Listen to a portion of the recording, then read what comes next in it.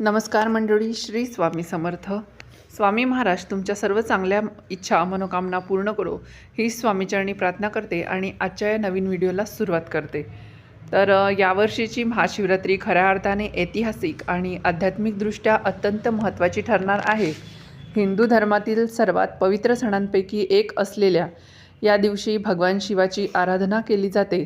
यंदा फाल्गुन महिन्यातील कृष्ण पक्षातील चतुर्दशी तिथी 15 फेब्रुवारीला संध्याकाळी 5:04 सुरू होणार आहे. ती तिथी 16 फेब्रुवारीला संध्याकाळी 5:34 संपेल. यंदाच्या महाशिवरात्रीचे सर्वात मोठे वैशिष्ट्य म्हणजे तब्बल 300 वर्षानंतर एकाच वेळी 5 दुर्मिळ राजयोग जुळून येणार आहेत. ज्योतिषशास्त्राच्या दृष्टीने असा संयोग अत्यंत दुर्मिळ मानला जातो. यंदाच्या महाशिवरात्रीचे सर्वात मोठे वैशिष्ट्य म्हणजे तब्बल 300 वर्षानंतर जुळून येणारा हा राजयोग आहे. तर यामध्ये बुध आणि शुक्राच्या युतीमुळे लक्ष्मीनारायण राजयोग निर्माण होत आहे. तसेच बुध आणि सूर्याच्या एकत्र येण्याने बुधादित्य राजयोग तयार होत असून सूर्य आणि शुक्राच्या संयोगातून शुक्रादित्य योग बनत आहे. कुंभराशीत शनी स्वतःच्या शश महापुरुष राजयोगात विराजमान आहे. विशेष म्हणजे कुंभराशीमध्ये सूर्य, बुध, शुक्र, शनी आणि राहू हे 5 ग्रह एकत्र येत असल्याने एक शक्तिशाली पंचग्रह राजयोगही तयार होत आहे. महाशिवरात्रीला शिवलिंगाचे पूजन करणे हे पंचतत्वांच्या उपासनेसारखे मानले जाते. आकाश, वायू, अग्नी, जल आणि पृथ्वी या 5 तत्वांचे प्रतीक असलेल्या शिवलिंगाचा अभिषेक या दिवशी अतिशय शुभ फलदायी ठरतो. भगवान शिवाला प्रसन्न करण्यासाठी भक्तांनी या दिवशी सकाळी स्नान उरकून शिवमंदिरात जाऊन अभिषेक करावा. दूध, दही, मध, तूप, साखर यापासून बनवलेल्या पंचामृताने अभिषेक केल्यास शिवाची विशेष कृपा प्राप्त होते. अनेक भक्त या दिवशी व्रत करतात. रात्रभर जागरण करून ओम नमः शिवाय या मंत्राचा जप करतात आणि ध्यान लावतात. 300 वर्षानंतर आलेल्या या 5 शुभयोगांच्या प्रभावामुळे या पवित्र रात्री केलेली शिवभक्ती जीवनात सुखशांती आणि समृद्धी घेऊन येईल अशी श्रद्धा आहे. महाशिवरात्रीच्या पर्वकाळामध्ये माता पार्वती आणि भगवान शिव यांचा कृपादृष्टी आपल्यावरती राहावी, आपल्यावरती वर्षभर टिकावी यासाठी आपण वर्षातून एकदाच येणारी हा महाशिवरात्रीचा पर्वकाळ पावन काळामध्ये आपल्याला शिवमंदिरातून शिवलिंगावरून ही एक वस्तू उचलून घरी घेऊन यायची आहे. ती वस्तू घरी आणल्यानंतर 7 पिढ्याचं दारिद्र्य दूर होईल. अखंड लक्ष्मी तुमच्या घरी वास करील. अखंड लक्ष्मी पाणी भरेल. तर ती कोणती वस्तू आहे जी आपल्याला घरी आणायची आहे आणि घरी आणल्यानंतर त्या वस्तूचं नेमकं काय करायचं आहे अशी संपूर्ण माहिती आपण आजच्या या व्हिडिओमध्ये पाहणार आहोत. त्यामुळे तुम्ही हा व्हिडिओ शेवटपर्यंत नक्की पहा आणि चॅनलवरती नवीन असाल तर चॅनलला सबस्क्राईब करा आणि व्हिडिओला एक लाईक करून कमेंटमध्ये भगवान शिवशंभूचा कृपाशीर्वाद तुमच्यावरती आणि तुमच्या कुटुंबावरती सदैव राहावा असे वाटत असेल तर कमेंटमध्ये ओम नमः शिवाय किंवा हर हर महादेव नक्की लिहा. तर तसेच बाजूच्या बेल आयकॉनलाही प्रेस करा म्हणजे जेव्हा कधी मी व्हिडिओ अपलोड करेल तेव्हा त्याचे नोटिफिकेशन सर्वात आधी तुमच्यापर्यंत पोहोचेल. तर हे तुम्ही नक्की करा. तर महाशिवरात्रीच्या पर्वकाळामध्ये आपण हा उपाय सकाळपासून संध्याकाळपर्यंत कधीही करू शकतो. तर जेव्हा शक्य होईल तुम्हाला वेळ भेटेल तेव्हा तुम्ही हा उपाय करू शकता सकाळपासून संध्याकाळपर्यंत. जर महाशिवरात्रीच्या दिवशी तुम्ही हा उपाय केला तर तुमच्या जीवनातील सर्व दुःख, दारिद्र्य, अडथळे, अडचणी आणि पैशासंबंधी काही समस्या असतील तर त्या दूर होतील. मनातील इच्छा पूर्ण होईल. तुमच्या ज्या काही समस्या आहेत त्या भगवान शिवशंभूला त्या दिवशी शरण जाऊन तुम्हाला प्रार्थना करून सांगायच्या आहेत आणि हा प्रभावी उपाय देखील तुम्हाला महाशिवरात्रीच्या पर्वकाळामध्ये आवर्जून नक्की करायचा आहे. आपल्या महाराष्ट्रामध्ये आणि आपल्या हिंदू धर्मामध्ये महाशिवरात्री आवर्जून साजरी केली जाते आणि भक्तिभावाने, श्रद्धेने साजरी केली जाते. तर ही एक अशी तिथी आहे ज्या दिवशी शिवतत्व लाखो पटीने जागृत असतं. त्यामुळे आपल्या भगवान शिवशंभूची साधी सेवा, उपासना, व्रत केल्याचं फळ दुपटीने मिळत असतं. त्यामुळे तुम्ही हा उपाय महाशिवरात्रीच्या दिवशी आवर्जून करा. कारण भगवान शंकरांना भोळे साम सदाशिव, भोळे महादेवसुद्धा म्हणतात. त्यामुळे ते तुमच्या छोट्याशा उपायाने सुद्धा लवकर प्रसन्न होतात. अगदी तुम्ही शिवलिंगावरती जल अर्पण केलं तरीसुद्धा त्यांचं आपल्याला दुपटीने फळ या महाशिवरात्रीच्या दिवशी मिळत असतं.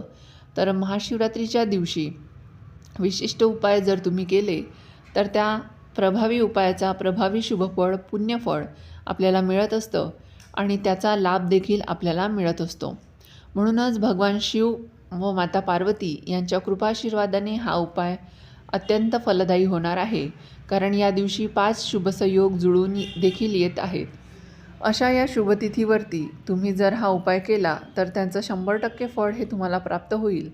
त्यामुळे आवर्जून आपल्या महाशिवरात्रीच्या दिवशी हा पवित्र प्रभावी उपाय नक्कीच करायचा आहे. महाशिवरात्रीच्या पवित्र आणि पावन शुभ काळामध्ये आपल्याला ब्रह्ममुहूर्तावरती उठायचं आहे.